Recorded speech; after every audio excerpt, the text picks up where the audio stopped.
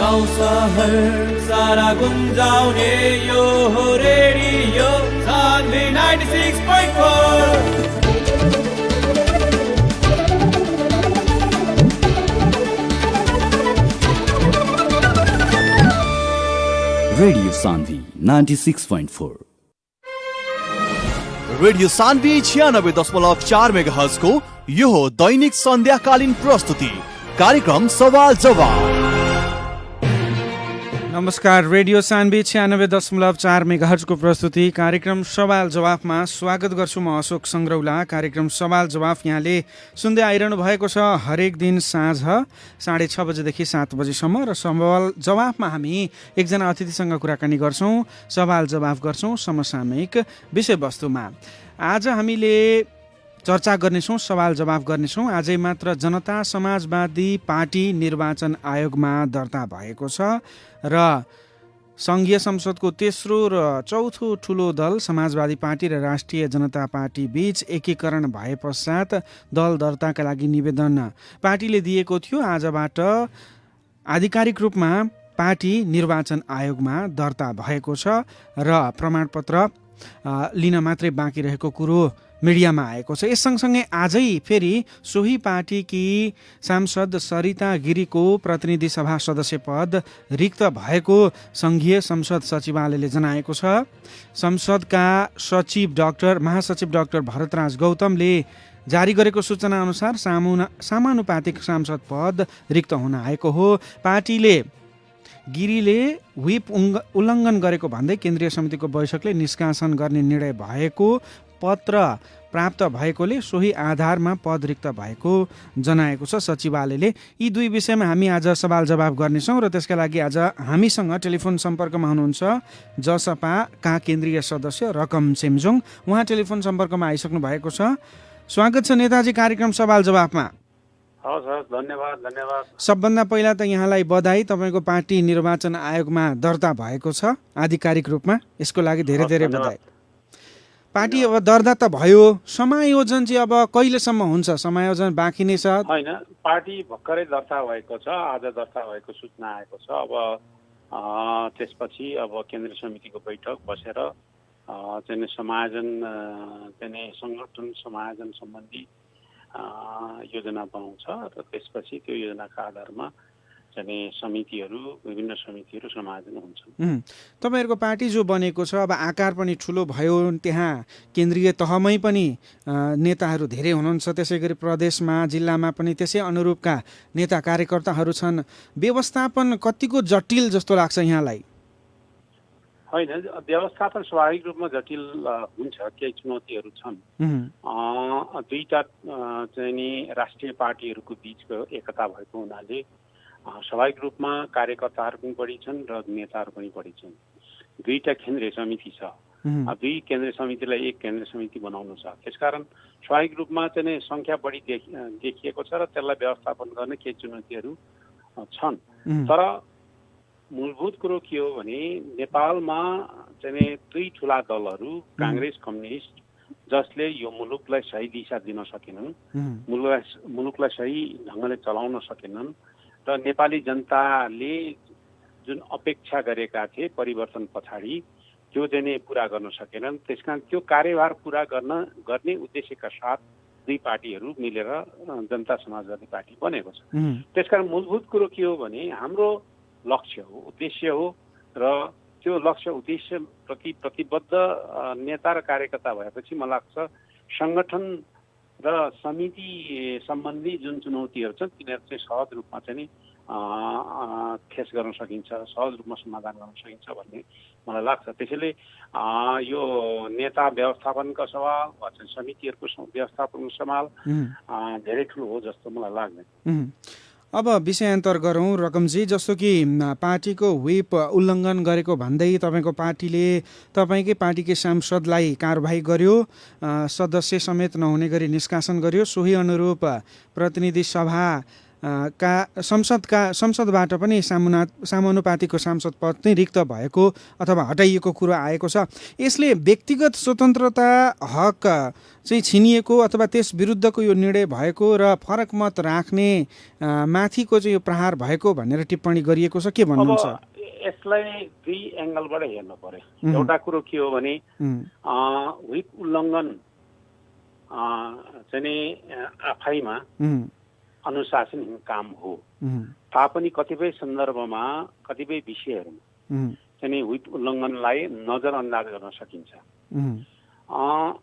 तर कतिपय विषयहरू यस्ता हुन्छन् जो कुरो चाहिँ के भन्दाखेरि राष्ट्रिय महत्त्वका हुन्छन् र त्यस्ता विषयहरूमा व्हिप लागिसकेपछि त्यो व्हिपलाई उल्लङ्घन गर्नु अक्षम्य हुन्छ। सरिताजीले जुन विषयमा व्हिप उल्लङ्घन गर्नुभएको छ त्यो राष्ट्रिय अखण्डतासँग जोडिएको विषय हो। राष्ट्रिय अखण्डता को विरुद्ध उभिन्नु मलाई लाग्छ त्यो एउटा कुनै कुनै देशभक्तका लागि सौँदिलो विषय होइन, त्यो देशभक्तिको विषय नै होइन। त्यसैले के भने राष्ट्रिय अखण्डताका विषय जस्तो राष्ट्रियताका विषय जस्ता कुराहरूमा चाहिँ के भन्दाखेरि व्हिप लागिसकेपछि मलाई लाग्छ त्यो उल्लङ्घन गर्न हुँदैन। अब यो त राष्ट्रिय सम्मेलन विभिन्न सबै राजनीतिक दलहरू बसेर चाहिँ नक्सा चाहिँ के अरे नेपालको नक्सा चाहिँ अपडेट गर्नु पर्यो र कालापानी लिम्बू धुरा र चाहिँ के भन्दाखेरि लिपुलेखको चाहिँ समेत जो इतिहासले त्यो ऐतिहासिक रूपमा पनि हाम्रो हो र चाहिँ सुगौली सन्धिले निर्धारण गरेको सीमाभित्र त्यो चाहिँ हाम्रैमा पर्छ। त्यसकारण त्यसलाई चाहिँ के भने नक्सा अपडेट गर्नु पर्यो भन्ने सन्दर्भमा संविधानको अनुसूची संशोधन गर्नको लागि आएको प्रस्तावकै विरुद्ध उहाँले अर्को प्रस्ताव त्यसको विरुद्ध प्रस्ताव दर्ता गर्नुभयो। पार्टीले चाहिँ कुनै अनुमति नलिकन र त्यसलाई फिर्ता लिनको लागि चिफ व्हिपले पत्र उनलाई काटे होइन, तिमीलाई कारवाही हुनसक्छ यो चाहिँ फिर्ता गरेनौ भनेर भनेर पत्र काटे तैपनि उहाँले टेर्नु भएन, त्यो फिर्ता लिनु भएन। त्यति मात्र होइन कि त्यो पक्षमा भोट हाल्ने व्हिप जारी भयो। व्हिप जारी भइन्जेलसम्म उहाँ रहनुभयो र संसदमा पनि जानुभयो, हाजिर पनि गर्नुभयो। तर चाहिँ के भन्दाखेरि पार्टीले दिएको व्हिप, पार्टीले निर्देश गरेको व्हिप उहाँले उल्लङ्घन गर्नुभयो होइन, त्यहाँ भोट हाल्नु भएन। त्यसैले के भने यो त एउटा राष्ट्रवादी, एउटा त देशभक्त जसले आफ्नो देशको राष्ट्रिय अखण्डतालाई, देशको भूमिलाई एकैछिन छोड्न तयार हुँदैन कुनै पनि एउटा देशभक्त। त्यस्तो एउटा संवेदनशील विषयमा उहाँले चाहिँ के भने जुन किसिमको बाहिर सार्वजनिक रूपमा के बोल्नुभयो त्यसमा धेरै ठुलो कुरो भएन, तर संसदमा जे उहाँले गर्नुभयो त्यो वास्तवमा अक्षम्य थियो। त्यसकारण पार्टीले चाहिँ के भने त्यस सन्दर्भमा फेरि पनि स्पष्टीकरण सोधेको थियो त्यस पछाडि पनि, तर त्यो स्पष्टीकरण पनि चित्तबुद्ध ढङ्गले उहाँले गर्नु भएन। जे मैले गरेँ त्यो नै ठिक गरेँ भन्ने, अर्थात् त्यो चाहिँ नेपालको भूमि नै होइन भन्ने जस्तो ढङ्गले उहाँले जुन स्पष्टीकरण दिनुभयो त्यो वास्तवमा राष्ट्र विरोधी थियो।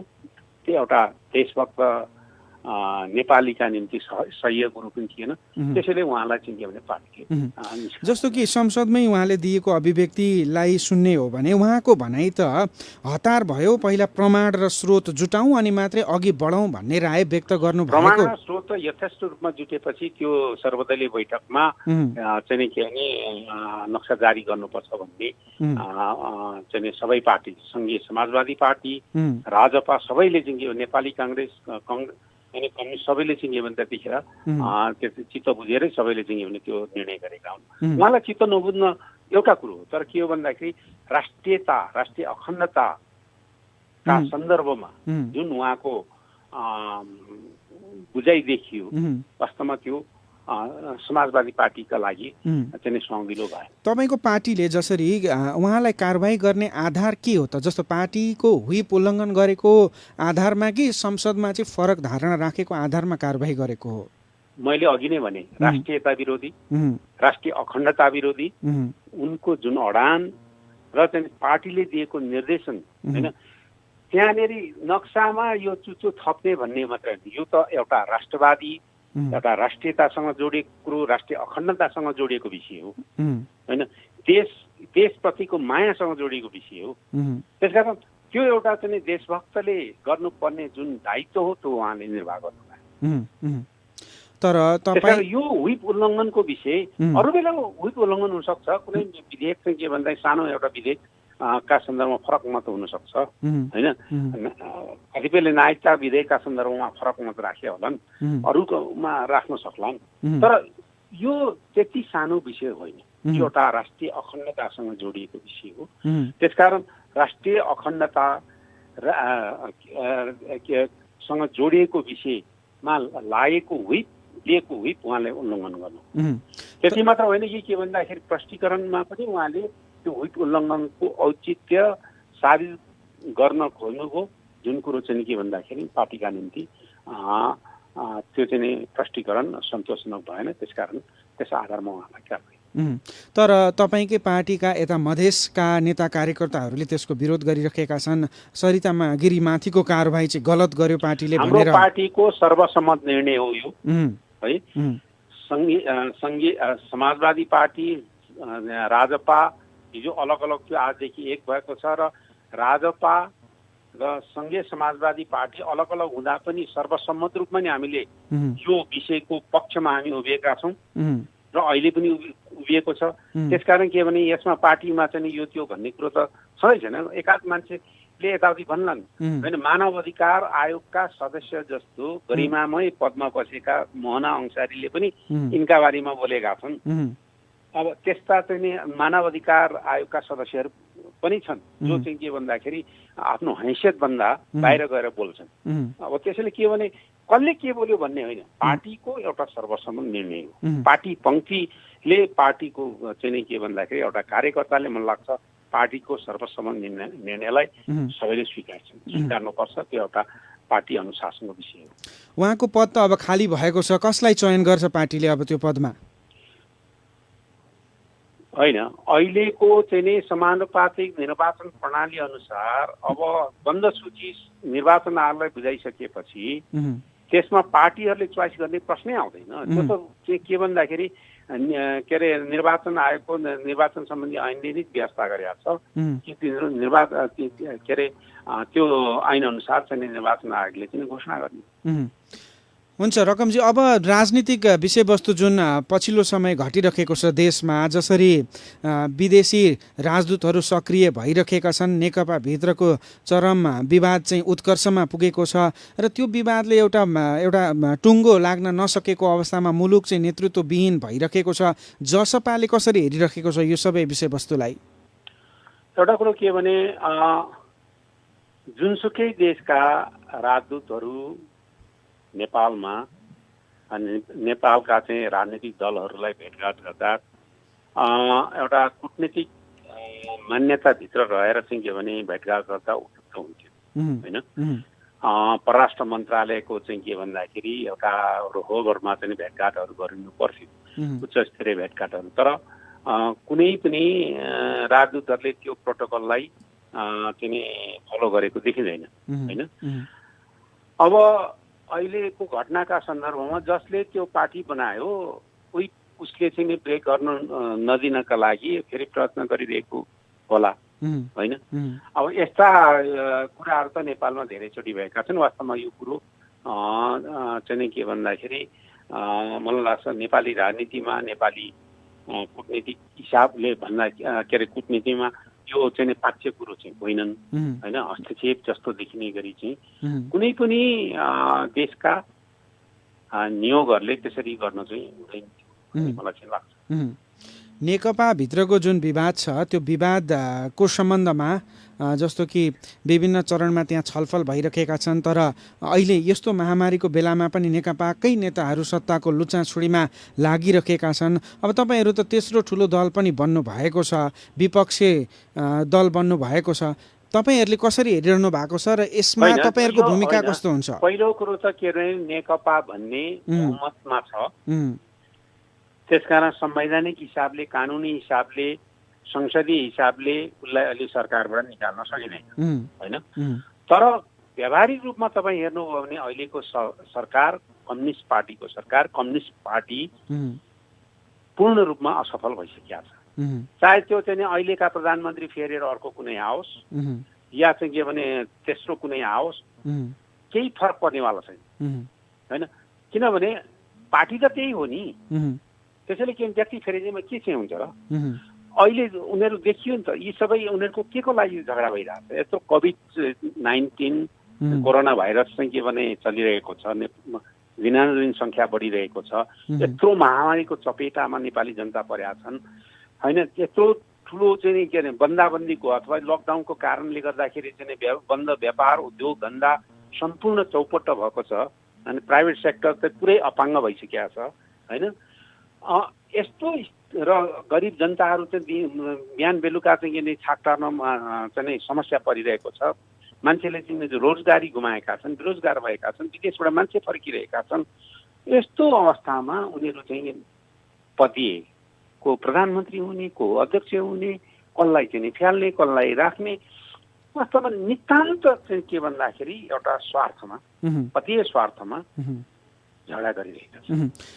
प्रधानमन्त्री केपी शर्मा ओलीको बेजिम्मेवार छन्, कति चाहिँ गैर जिम्मेवार छन् भन्ने कुरा यसबाट पनि देखिन्छ। त्यसैले यस्ता गैर जिम्मेवार राजनीतिक दल र नेताहरूबाट मुलुक बन्छ भन्ने त अब कल्पनै गर्न सकिँदैन। तर कानुनी, संवैधानिक र पार्लियामेन्ट्री हिसाबले स्वाभाविक रूपमा बहुमत उनीहरूको छ। जस्तो कि प्रधानमन्त्री स्वयंले पनि कार्यक्रममा अभिव्यक्त गरेका धारणाको आधारमा विदेशी चलखेल बढ्यो भनेर उहाँले दाबी गर्नुभएको छ।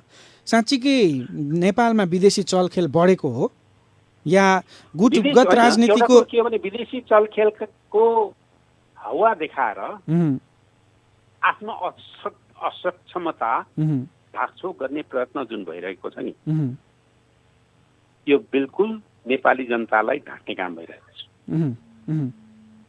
यसले किनभने बहुमत कम्युनिस्टको छ, कम्युनिस्टको सरकार छ।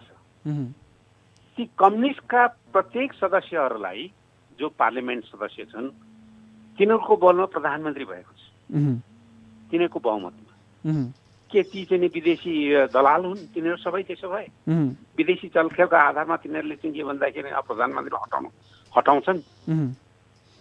त्यसो हो भने त कम्युनिस्ट पार्टीका सदस्य सबै चाहिँ विदेशी दलाल भन्नु पर्यो होइन। विदेशी चलखेलबाट अब चाहिँ प्रधानमन्त्री चाहिँ सङ्कटमा परे भन्नुको अर्थ के हो त? प्रधानमन्त्री त पार्लियामेन्ट्रियनहरूको बलमा टिकेका छन्, त्यो पनि कम्युनिस्ट पार्टीका पार्लियामेन्टहरूको बलमा टिकेका छन्, त्यो बहुमतमा टिकेका छन्। त्यसकारण के भने यो चलखेल भयो, यो भयो, त्यो भयो भन्ने चाहिँ एउटा के हो भन्दाखेरि छट्टु स्यालले चाहिँ के अरे ऊ देखाएर चिल आएको देखाएर त काग आयो भनेर तल चाहिँ ऊ गरे जस्तो ढाँट्ने काम मात्रै हो। यो बिल्कुल गलत कुरो। त्यसैले के भने अहिले विदेशी चलखेलकै आधारमा सत्ता परिवर्तनको कुनै सम्भावना म देख्दिनँ होइन। त्यो सम्भावना छैन। थियो होला, हिजो हुनसक्थ्यो के भने हङ पार्लियामेन्ट भएको बेला 2टा 3टा 4टा पार्टीहरू मिलेर चाहिँ के भने सरकार चलाएको बेला त्यो खेलहरू हुन सक्थ्यो होला। तर अहिले एउटै पार्टीको अत्यधिक बहुमत छ, झन्डै 2/3को स्थिति छ। अनि यसमा पनि विदेशी चलखेललाई देखाएर चाहिँ आफ्नो कमजोरी लुकाउने। रकमजी जस्तो कि अहिलेको परिवेश हेर्दाखेरि सत्तारूढ दल जो छ नेकपा, उसको फुट र जुटले राष्ट्रिय राजनीतिमा प्रभाव पर्छ कि पर्दैन, यहाँलाई के लाग्छ? भने उसको फुट र जुटले मूलभूत रूपमा नेपाली राजनीतिमा चाहिँ के भन्दाखेरि ठुलो असर पुग्छ जस्तो लाग्दैन। तर त्यसको चाहिँ पोलराइजेसनमा केही न केही फरक पर्छ होइन। ध्रुवीकरणका कुराहरू केही होलान्।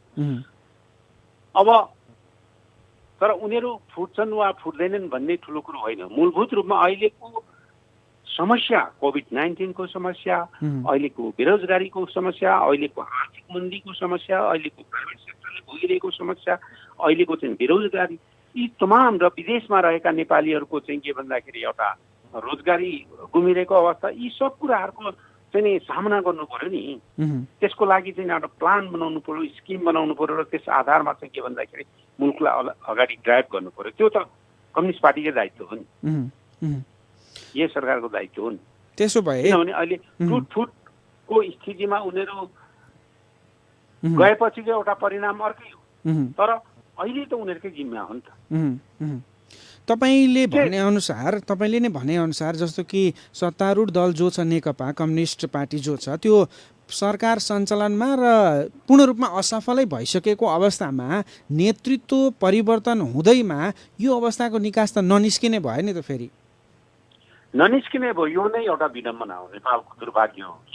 यत्रो ठुलो राष्ट्रिय सङ्कट छ होइन, विश्व सङ्कट छ, राष्ट्रिय सङ्कट मात्रै किन विश्वमै सङ्कट छ कोभिड-19 का कारण।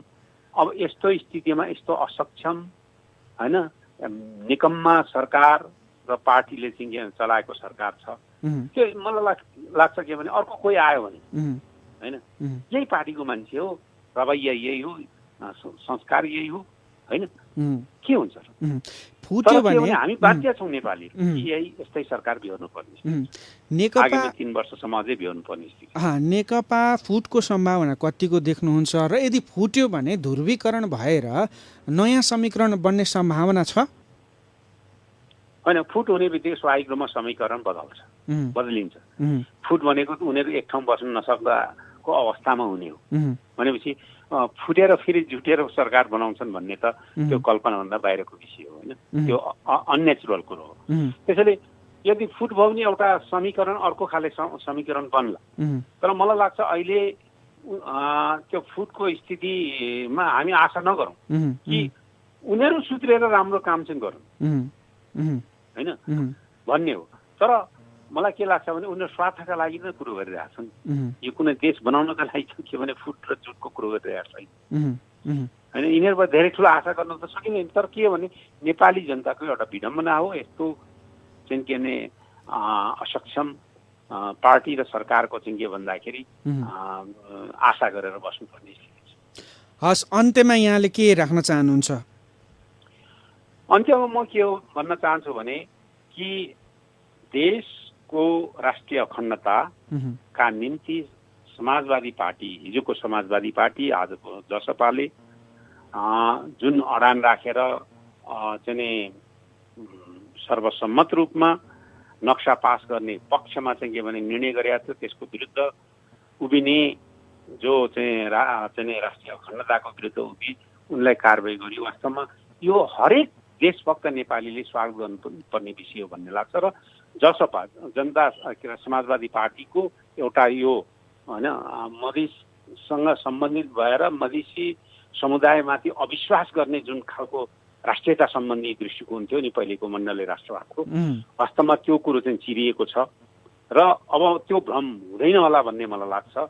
त्यसैले के भने यसमा सरितालाई कारबाही गरेको सन्दर्भमा महिलालाई कारबाही गर्यो, मधेसीलाई कारबाही गर्यो भन्ने होइन, उहाँ चाहिँ खस आर्य समुदायबाट चाहिँ के भन्दा प्रतिनिधित्व गर्नुहुन्थ्यो र यो भ्रमबाट चाहिँ के भने हरेक नेपालीले मुक्त हुनुपर्छ भन्ने मलाई लाग्छ। दोस्रो चाहिँ के भने अहिले विडम्बना हो कि हामी एउटा असक्षम सरकारको चाहिँ सामना गरिरहेका छौँ र यो सुध्रोस् र मुलुकले अहिले बेहोरिरहेको सङ्कटबाट मुक्तिको लागि चाहिँ के भन्छ कमसेकम उनीहरू सुध्रेर कमसेकम नेपाली जनतालाई राहत हुने खालका कामहरू गरून्। यो अनावश्यक चाहिँ के भन्दाखेरि उनीहरू लडाइँ गरिरहेका छन् जो चाहिँ पदको लागि, पद ललुपताको लागि। वास्तवमा यसले यो एउटा चाँडै टुङ्ग्यायो भने नेपालीहरूलाई पनि के भन्दाखेरि एउटा राहत मिल्थ्यो भन्ने मलाई लाग्छ। हस्, रकम चेम्जोङज्यू, सवाल जवाफमा सहभागी हुनुभएकोमा धन्यवाद। हजुर, उहाँ हुनुहुन्थ्यो जसपाका नेता रकम चेम्जोङ। पार्टीको दल दर्ताको प्रमाणपत्र पाएपछि समायोजन अब कसरी अगाडि बढ्छ, नेताका व्यवस्थापनको पक्ष अथवा चुनौती छन् तीलाई कसरी पार्टीले हल गर्दै अघि बढ्छ, अनि सोही पार्टीकी सांसद रहेकी सरिता गिरीलाई पार्टीले फरक मत राखेकै आधारमा व्हिप उल्लङ्घन गरेकै आधारमा किन कारबाही गरेको र साथसाथै पछिल्लो राजनीतिक घटनाक्रममा जसपाको दृष्टिकोण के हो, यसै विषयमा हामीले सवाल जवाफ गऱ्यौँ। आजको सवाल जवाफको श्रृङ्खला सकिएको छ। भोलि फेरि अर्का एकजना अतिथिको साथमा उपस्थित हुने बाचा गर्दै अशोक सङ्ग्रौला बिदा हुन्छु। नमस्कार।